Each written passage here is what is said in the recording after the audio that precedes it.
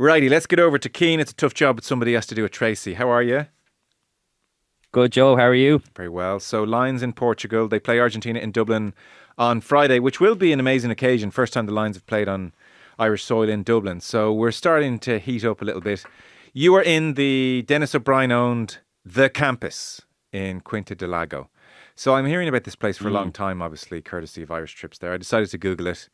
Bloody hell. Fancy. Looks amazing. Like it's a high performance dream. It's incredible. It's actually my first time being here, Joe. Like you, I'd only kind of seen videos and photos. Ireland tend to come here twice a year ahead of the Six Nations and ahead of the November internationals. And you only have to step foot in the place to see why they're so keen to come here. Obviously, when Ireland are here, it's generally not as hot as it is now. It's 23, 24 degrees at the moment, only getting hotter for the rest of the week. But the facilities are incredible. The pitch, so we're surrounded by golf courses. It's a bit of a golfer's dream. I know you're a big golfer, Joe. Just golf courses everywhere, lush fairways. You see the pitch here, it looks like a fairway from Augusta, really. So they have everything laid on for them. They've made a makeshift gym actually to the side of the pitch. Normally they would use the members' gym, but they've created a gym for the week that's in it for the Lions. The pitch is adorned with the Lions logos, their sponsors' logos, and that. So they've made it a home away from home. And Andy Farrell, like I said, really likes it here, Joe. So he's kind of just moved what's worked for Ireland into what's going to happen with the Lions, both this week, I think, in the weeks to come in Australia as well. Yeah, that outdoor or portable gym next to pitch is very much a Lions 2009 idea, because they felt obviously 05 disaster, squads separated here, there and everywhere, and you want to maximize time together. So certain players doing their weight sessions can be nearby the pitch, others are either doing something on the pitch or they're just chilling out nearby, but there's that sense of kind of togetherness. I guess that's really Farrell's MO, isn't it? Just creating vibes in a group. Mm. Yeah, and I think that's what this week is all about. I don't think they're gone too heavy in terms of, tactical plans about what they're going to do against the Wallabies, because there's only 24 players here at the moment, Joe, two of whom aren't even in the full squad. You've got 12 Leinster players who are going to join on Sunday. You've got the likes of Finn Russell with Bath. You've Ollie Chessum with Leicester, who are playing in the Premiership final on Saturday as well. So Sunday evening will actually be the first time that the full 38-man Lions squad will be in the same room together, because even when they had the meet-up in London, I think it was a few weeks ago, Jack Morgan was still in South Africa coming home from having played over there with the Ospreys. So I think they're kind of mindful of that to kind of build relationships this week, but without going too heavy. We were speaking to John DL yesterday, the forwards coach, and about, what he wants this Lions pack to stand for. But there's almost no point in going too hard on that when the bulk of what you'd expect to be the Lions pack, considering all the Leinster players are still to come back in. So it's a nice, handy week. Today is going to be their big training day, and tomorrow. But it's still a great opportunity, I guess, to build those connections. I was speaking to Philly Bealham yesterday, and while I was chatting to him, Ellis Genge, for example, came over and jokingly interrupted our chat. But the two of them seem to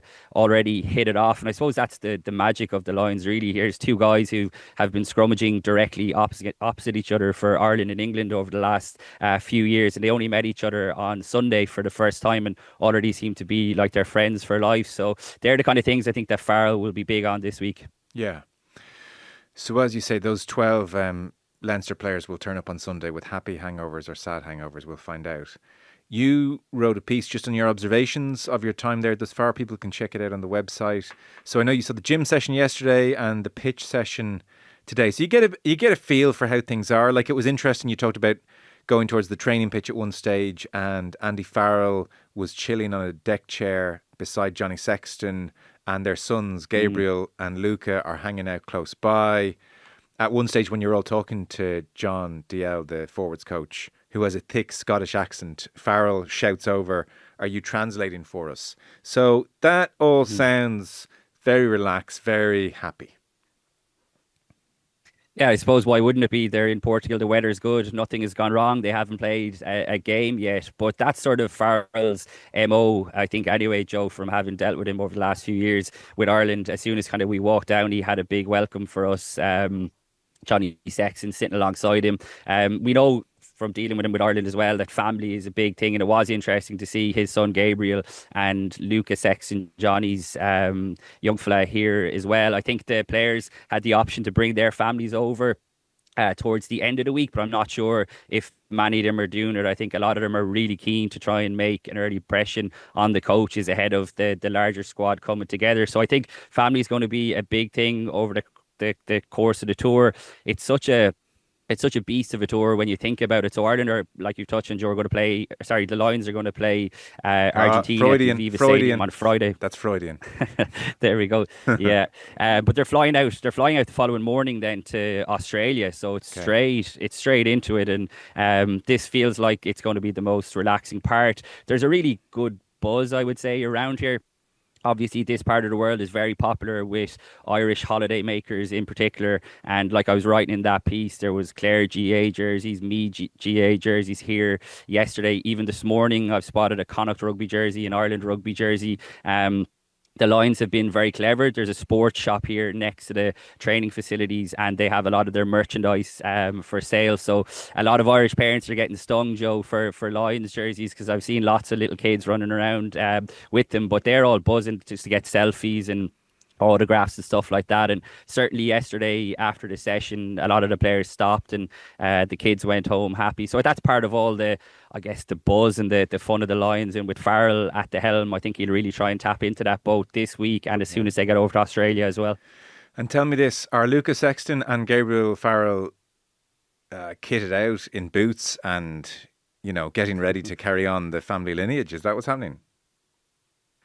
Well, we don't get to see much, Joe, in the division access with the Lions. And like I said, with Ireland, it's just players warming up. So my big takeaway from it was the size of Gabriel Farrell, who I think has only just turned 14. He is a big unit already. Obviously got strong genes between his brother and his dad, and it's going to be very, very interesting to watch him over the next few years. No pressure on his young shoulders already. But yeah, he was doing a bit of line out throwing with his dad, Lucas Sexton, who is, I think, 8 or 9 maybe, was practicing his drop kicks with Johnny Sexton. And even watching Johnny Sexton yesterday sitting on the deck chair, like you mentioned, with Andy Farrell, it was slightly surreal. I know he's been retired now for a bit, but you almost expected him to be kind of down in the thick of in the gym session that was going on. And I saw the Lions put out a picture, I think it was this morning, of Sexton working on Marcus Smith's kicking. And I was touching on this in the left wing with Luke and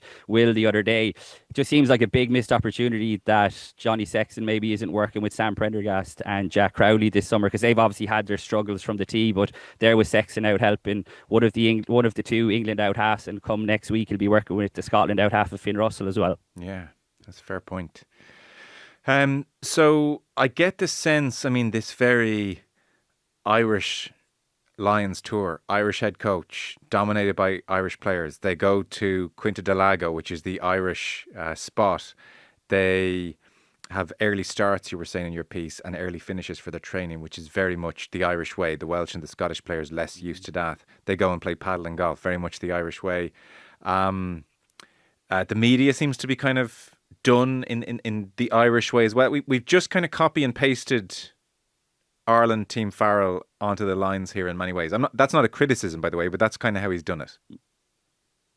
Yeah, pretty much. And even, like, obviously the bulk of the squad is made up of Ireland players, pretty much the entire coaching staff apart from Paul O'Connell.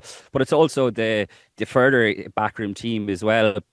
You have Vinnie Hammond here, who's the head of analysis with Ireland. He's the guy who you'll see sitting in the coach's box alongside Andy Farrell. He's got a couple of assistants with him as well. There's Aled Walters, who's the head of athletic performance, who's just come back from England, obviously. So everywhere you look, even today, it had a very Irish feel, and that's before you add another 12 Irish players into the mix, like I said, come next week. There's 4 Irish players here at the moment. I've mentioned Finlay Bealham. What a great story it's been for him. He's here with 2 of his Connacht teammates, Bundy Aki and Mac Hansen, and Tyg Byrne is here as well. John DL gave us a bit of an update as well yesterday, Joe. The mood music is very positive around Tyg Furlong. I know there was some concerns, particularly last week, around whether he would make the tour with this calf injury, but those fears have certainly been allayed. They've no plans to call up an extra tight head just to have that bit of cover.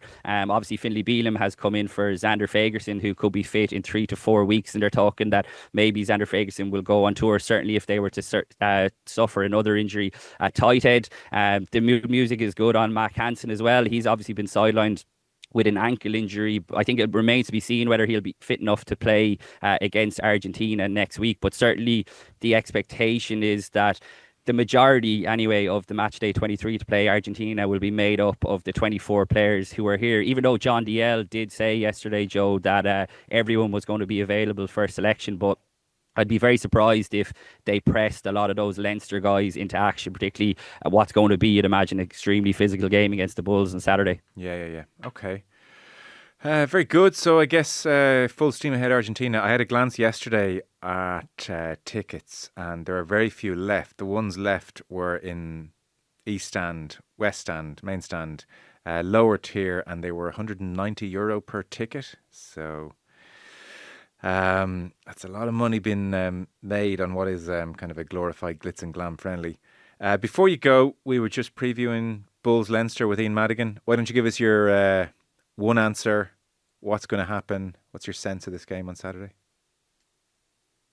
I'm optimistic. It's been interesting kind of being out of the bubble, but still kind of covering the game. I'm flying home this afternoon to make sure I'm back in time for Saturday. I'm optimistic for Leinster, Joe. I know myself and Ian were chatting on last week's pod with you about the buzz kind of being gone from Leinster, and while I don't think one performance against what was a really poor Glasgow side last weekend, I was surprised with how poor they were, but that's to take nothing away from Leinster scoring 4 tries in the first half, having 2 chalked off. So I feel like they will have gotten a good bit of confidence from that, but the Bulls are the exact type of team that Leinster tend to struggle with. Leinster destroyed Glasgow at the scrum last weekend. I just don't see them having that same scrum dominance. I think even if they were to get parity at scrum time, I think they'd be happy with that. The Bulls, I would imagine, are going to be going to the kicking game and in the air. Leinster, ironically enough, did that a lot last weekend against Glasgow. So I'm interested to see what sort of tactical approach Leinster will adopt. Now, Leinster have lost 2 semi-finals to the Bulls, so they're a bit of a bogey team, to say the least. And I've been reading a couple of the stuff coming out of the Bulls camp this week about how they're playing on the emotional side of things. So I think Leinster, they know what's coming, Joe. Like I said, I think they'll have a pep in their step. But it would be disastrous, I think, if they were to lose this one. But then again, we've said that before over the last couple of years. But it's a big moment, I think, for Leinster, because if they are to get over the line to avoid a 4th consecutive trophy-less season, it kind of changes the dynamic of the season. I know a lot of people think that it doesn't make up for, not winning the Champions Cup, but this URC, I think, deserves more respect in terms of how bloody hard it is to win. Leinster have never won it since the big 4 South African teams have come in. So I think if they were to win on Saturday, Joe, and finish with the URC title, I think it does make the season a success to some extent. Obviously, not winning the Champions Cup will still rankle. So I think it'll be a cracking game, to be honest. The top 2 teams in the league going head to head, and it sounds like the tickets are selling well enough for Croker. So I'm looking forward to it. Okay, very good. Listen, there's a cocktail and a pair of sunglasses there just out of shot, so we'll let you get back to it, Keane. Thanks so much. Cheers, Joe.